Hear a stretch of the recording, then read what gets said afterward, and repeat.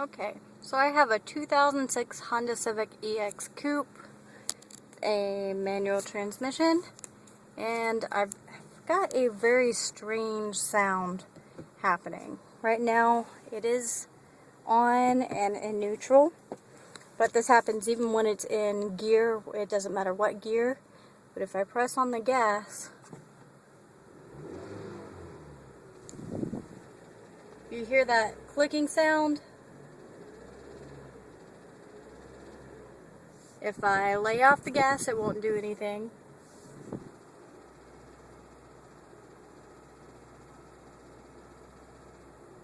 It seems to go faster with higher RPMs.